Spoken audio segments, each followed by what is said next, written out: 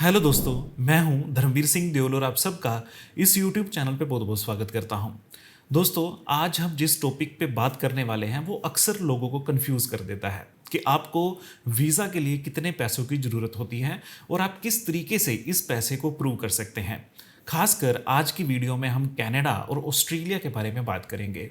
अगर आप इस वीडियो पे इस चैनल पे पहली बार आए हैं, प्लीज़ इस चैनल को सब्सक्राइब करें, वीडियो को लाइक करें, वीडियो को शेयर करें।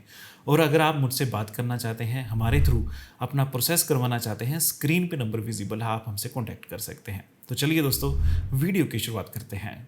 तो सबसे पहले दोस्तों हम बात करते हैं कि आपको पैसे की ज़रूरत क्यों होती है। सिंपल है, वीज़ा ऑफिसर ये श्योर करना चाहता है कि उस देश में होने वाला खर्चा, जहाँ पे भी आप जा रहे हो, मान लीजिए आप कनाडा जा रहे हो, ऑस्ट्रेलिया जा रहे हो, तो वहाँ पे जो भी खर्च होगा, आपके जाने का खर्चा, रहने का खर्चा, वहाँ पे घूमने का खर्चा और जो भी वहाँ पे अदर एक्सपेंसेस होंगे वो आप अपनी जेब से कर सको। आपको किसी भी तरह की गवर्नमेंट हेल्प की ज़रूरत ना हो और आप किसी भी तरह वहाँ पे इलीगल काम ना करें। इसलिए वीज़ा ऑफिसर को आपके फाइनेंशियल डॉक्यूमेंट्स की, आपके बैंक स्टेटमेंट की काफ़ी ज़रूरत होती है। अब ये सवाल है कि आपको कितना पैसा चाहिए। जनरली अगर मैं सच कहूँ तो इसका कोई भी कहीं पे भी किसी भी तरह का कोई आंसर नहीं है, ना तो ऑस्ट्रेलिया के लिए ना ही कनाडा के लिए।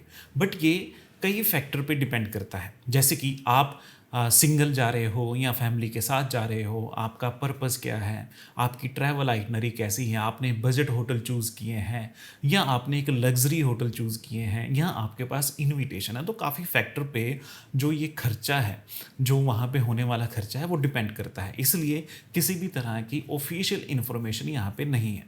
अगर हम एक्सपीरियंस से बात करें तो नॉर्मली इनकेस अगर आप कनाडा जा रहे हो तो जो आपका जो ट्रिप है वो 15 से 20 दिनों का है, तो आपको अपने अकाउंट में जो आपने लिक्विड फंड दिखाना है वो कम से कम 10,000 कनेडियन डॉलर दिखाना है। और वहाँ पे जो होने वाला खर्चा है, मान लीजिए कि आप 2 हफ्ते के लिए वहाँ पे जा रहे हो, तो आप 2500 से लेके 3,000 डॉलर तक वहाँ पे दिखा सकते हो। ये एक एस्टिमेट है, ऐसा नहीं है कि आपको यही दिखाना है और ऐसा भी नहीं है कि आप 3,000 डॉलर पे अपनी फाइल को सबमिट कर सकते हैं, क्योंकि वो इनसफिशेंट वहाँ पे फंड रहेगा। वहीं अगर हम ऑस्ट्रेलिया की बात करें तो ऑस्ट्रेलिया में जब आप अपनी एप्लीकेशन को सबमिट करते हैं तो तकरीबन 5,000 AUD से लेके 10,000 AUD तक आप दिखा सकते हो। वहाँ पे अगर हम डेली खर्चे के हिसाब से बात करें तो आपको 150 से लेके $200 जो है वो आपको पर डे के हिसाब से वहाँ पे अपने दिखाने होते हैं। तो ये एक जर्नल एक एस्टीमेट है, ऐसा नहीं है कि जो मैं कह रहा हूँ तो यही ऑफिशियल डेटा है। ये जस्ट हमारा एक्सपीरियंस है और जितनी एप्लीकेशंस लगी हैं उसके बेस पे, जो अप्रूवल आई हैं, उसके बेस पे हमने ये डेटा आपको यहाँ पे बताया है। अब हम बात कर लेते हैं कि आप इस पैसे को किस तरीके से प्रूव कर सकते हैं। आपने गौर किया होगा कि जब आप वीज़ा के लिए अप्लाई करते हैं, चाहे वो ऑस्ट्रेलिया है, चाहे वो न्यूजीलैंड है, चाहे वो कनाडा है या चाहे वो किसी भी अदर कंट्री है, शेंगन है, दुबई है, तो वो आपसे बैंक स्टेटमेंट की रिक्वायरमेंट करते हैं। क्योंकि यहीं से वीज़ा ऑफिसर को पता चलता है कि आपकी मंथली इनकम कैसी है, आपका मंथली एक्सपेंसेस कैसा है और आपके पास किस तरीके से पैसा आया है। उसके बाद में आप इनकम टैक्स रिटर्न यहाँ पे दे सकते हो। नॉर्मली जो एम्बेसी है वो 2 से 3 महीने की इनकम टैक्स की डिमांड करते हैं और ये इसलिए करते हैं कि जो भी आपने पैसा कमाया है, मान लीजिए कि अगर आपके अकाउंट में 50 लाख रुपया है तो आप सिर्फ ITR के माध्यम से आप ये उन्हें श्योर कर सकते हैं कि ये जो मैंने पैसा कमाया है बिल्कुल लीगल तरीके से कमाया है, किसी भी तरह की इलीगल कमाई इसमें नहीं है। इसलिए इसमें ITR की रिक्वायरमेंट पड़ती है।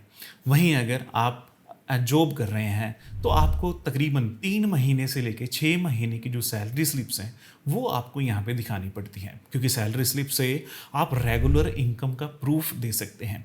वहीं अगर आप बिजनेस कर रहे हैं तो आपको जो करंट अकाउंट है, बिजनेस की ऑडिट है या जो भी आप अपने बिजनेस से अपने हर महीने अपना खर्च जो आप अपनी सेविंग में ट्रांसफ़र करते हैं वो आपको यहाँ पे प्रूफ दिखाने होते हैं। तो इन सब माध्यम से, इन सब डॉक्यूमेंट से आप अपने जो आपका सोर्स है, आपका जो फंड है, आपका जो लिक्विड बैलेंस है, उसे प्रूफ कर सकते हैं। यहाँ पे कुछ और डॉक्यूमेंट्स हैं जिससे आप अपनी फाइनेंशियल प्रोफाइल को स्ट्रॉन्ग कर सकते हैं।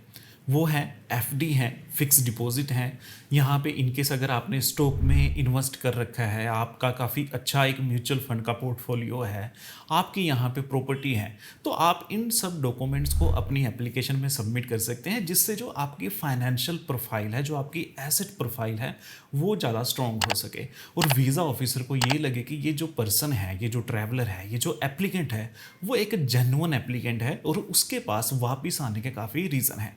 अगर आपके पास ये इन्वेस्टमेंट के डॉक्यूमेंट हैं तो आपको अपनी प्रोफाइल में ये ज़रूर सबमिट करने चाहिए। अब दोस्तों हम बात कर लेते हैं कि ज़्यादातर जो एप्लीकेंट है गलतियाँ कहाँ पे करते हैं।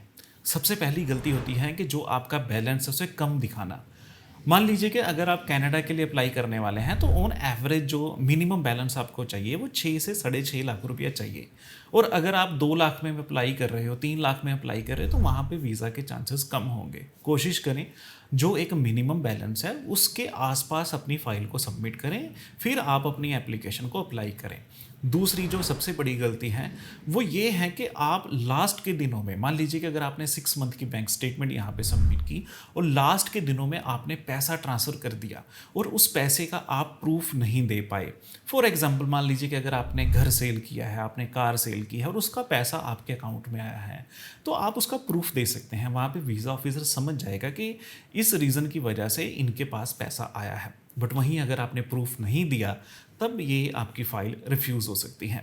तीसरी जो सबसे बड़ी गलती होती है वो है कि हम अपने दोस्तों से या रिश्तेदारों से पैसा लेते हैं, उस पैसे को अपने अकाउंट में ट्रांसफ़र करते हैं और किसी भी तरह की वहाँ पे कोई प्रूफ नहीं देते। इस केस में भी आपकी जो फ़ाइल है रिफ्यूज़ हो सकती है।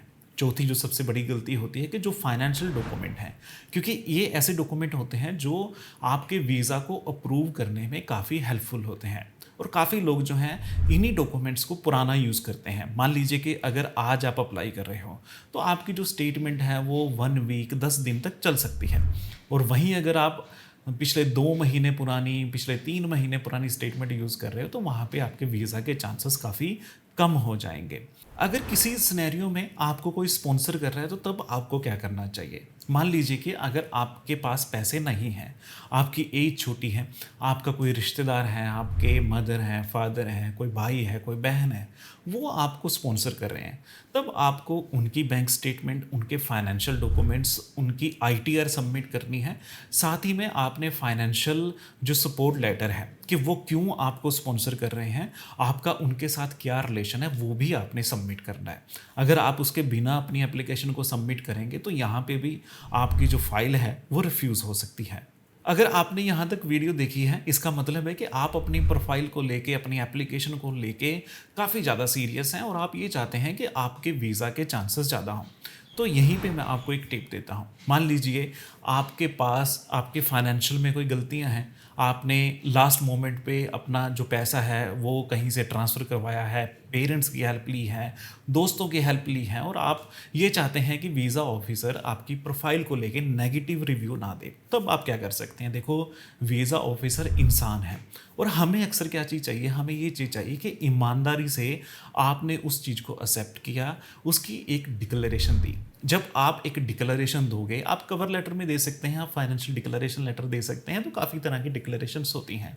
जब आप डिक्लेरेशन देते हैं, वीज़ा ऑफिसर उस डिक्लेरेशन को पढ़ता है तो सबसे पहले जो माइंड में उसकी चीज़ आती है कि जी ये पर्सन है, ये जो एप्लीकेंट है, उसने अच्छी तरीके से अपनी फ़ाइल को रिप्रेजेंट किया और उसी ईमानदारी से, उसी प्रेजेंटेशन से वो खुश होकर आपकी अप्रूवल की तरफ जाता है। और ज़्यादातर जो लोग हैं, ऐसा नहीं है कि हर किसी के पास 6 मंथ पुरानी बैंक स्टेटमेंट होगी, 6 मंथ से उनके खर्चे कम होंगे, तो ऐसा नहीं है, नॉर्मली नहीं होता। जो 90% एप्लीकेंट होते हैं उनकी जो बैंक स्टेटमेंट है वो मैनेज नहीं होती, बट वहाँ पे डॉक्यूमेंट्स होते हैं। तो आपको अपने financial declaration letter, cover letter, letter of intent, तो सारे सपोर्टिंग डॉक्यूमेंट के ऊपर भी ध्यान देना चाहिए। फिर आप अपनी एप्लीकेशन को सबमिट करोगे तो वहाँ पे ज़्यादा चांस होंगे आपके वीज़ा आने के।